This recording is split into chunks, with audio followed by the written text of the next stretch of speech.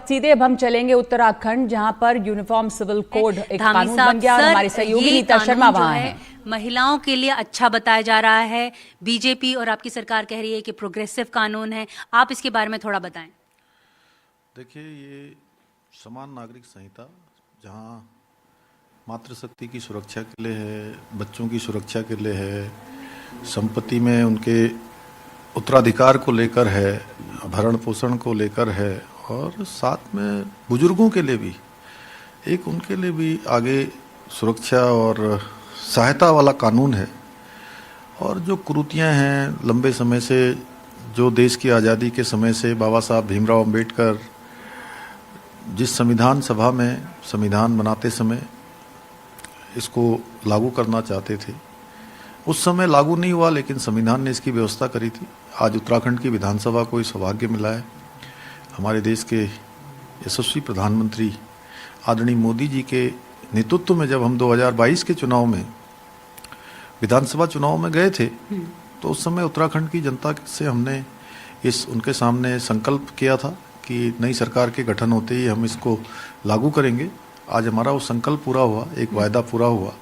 ये देवभूमि को ये सौभाग्य मिला कि जो लंबे समय की प्रतीक्षा थी, लंबे समय की मांग थी, वो विधेयक, वो कानून, वो एक्ट आज देवभूमि उत्तराखंड की विधानसभा ने पारित किया है। सर, लिव इन रिलेशनशिप्स को लेकर जो है वो थोड़ा चर्चा जो है वो हो रही है। कई लोग बोल रहे हैं कि ये जो है एक तरह से इसे क्रिटिसाइज कर रहे हैं, बोले मॉरल पुलिसिंग है, लेकिन ये क्यों ज़रूरी समझा कि इसे इंक्लूड किया जाए यूसीसी में?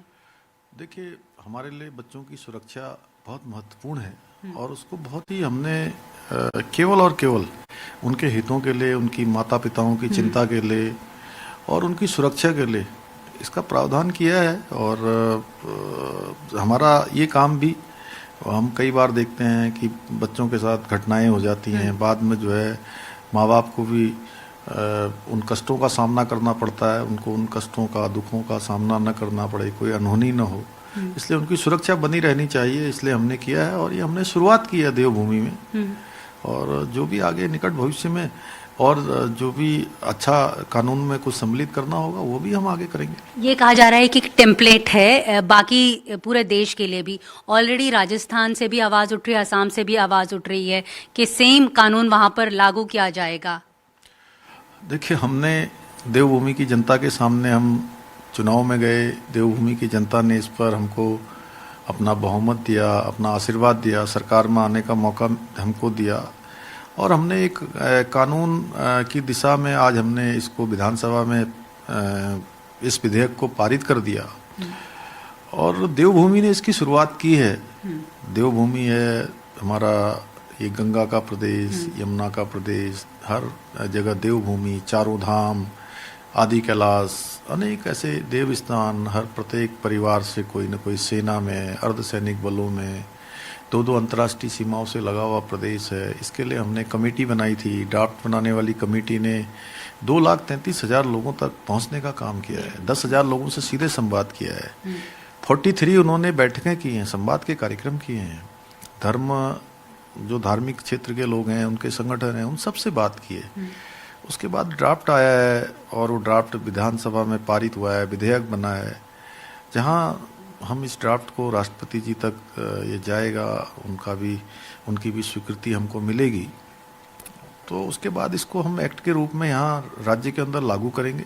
हम देवभूमि में लागू कर रहे हैं। गंगा, माँ गंगा यहाँ से निकलती हैं, यमुना जी निकलती हैं, महाकाली, शारदा, सरयू, अनेक नदियाँ यहाँ से निकलकर पूरे देश को अभिसिंचित करने का काम करती हैं, जल जीवन दोनों देने का काम करती हैं।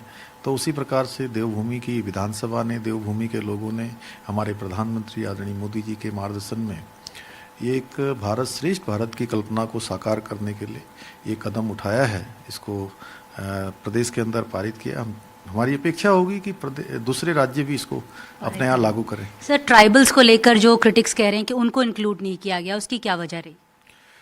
देखिए, जो संविधान है, संविधान में ट्राइबल्स के लिए व्यवस्था की गई है और उनको इस संविधान ने उनको उनके पिछड़ेपन के कारण से उनके रहन सहन के कारण से जो छूट दी गई है, जो उनके लिए शिथिलीकरण किया है, जब भारत का संविधान ही कह रहा है। और यहाँ भी जब कमेटी हमारी गई थी तो कमेटी के लोगों ने भी उनके जब लोगों से बात की, उन समूह से बात की, तो उन्होंने कहा कि हम इसको उत्तराखंड में हमको लागू करने में, हम समान नागरिक संहिता में हमको कोई परेशानी नहीं है, लेकिन कुछ समय हमको दे दिया जाए। तो वो कमेटी की सिफारिशों के आधार पर भी किया है, भारत के संविधान की जो भावना है उसके अनुरूप भी किया है। भारतीय जनता पार्टी का जो एजेंडा था, राम मंदिर था, धारा 370 हटाना था, फिर यूसीसी था, तो अब क्या माना जाना चाहिए कि देवभूमि में राम राज्य आ गया?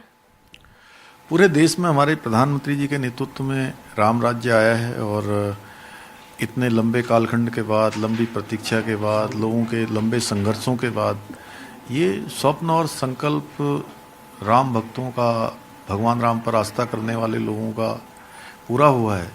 और आज समान नागरिक संहिता देवभूमि में विधेयक पारित हुआ है, तो निश्चित रूप से एक राम भगवान त्रेता युग में पैदा हुए थे और हमारे प्रधानमंत्री मोदी जी के नेतृत्व में हमको आज फिर से राम युग में जीने का अवसर मिल रहा है। हम प्रधानमंत्री जी का भी धन्यवाद करते हैं कि उनके नेतृत्व के कारण से जो उन्होंने भगवान राम का मंदिर बहुत कम समय में वहाँ पर बनकर तैयार हुआ, प्रतिष्ठा हुई, लंबे समय से जो रुका हुआ काम था वो शुरू हुआ।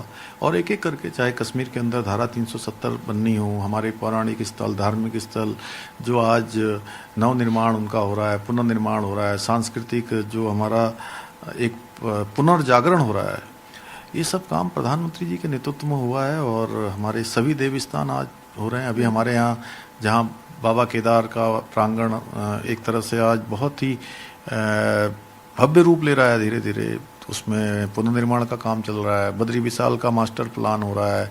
आदि कैलाश अभी प्रधानमंत्री जी ने यात्रा करी है। वो देश के आज़ाद भारत के पहले प्रधानमंत्री हैं जो इतने मैं कहूँ कि सीमांत क्षेत्रों में गए, 18,000 फुट की ऊंचाई पर गए।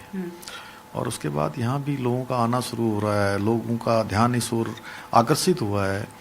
तो निश्चित रूप से राम राज्य है, यही राम राज्य की ओर बढ़ रहे हैं हम। आखिरी सवाल सर, करप्शन के ऊपर आज यहाँ पर रेड्स हुई हैं जो हरक सिंह रावत जी के ऊपर, इसके ऊपर अगर आप कुछ कहना चाहें। नहीं, देखिए वो जांच एजेंसियों का काम है और जो मैं कहता हूँ कि भारत की विधि व्यवस्था है, भारत की अपनी एजेंसियाँ हैं, जो भी गलत होगा उसके खिलाफ वो कार्रवाइयाँ करती हैं उस पर, चूँकि हम लोगों का कोई वो भी नहीं है उसमें। शुक्रिया सर, शुक्रिया एनडीटीवी से बात करने के लिए। धन्यवाद।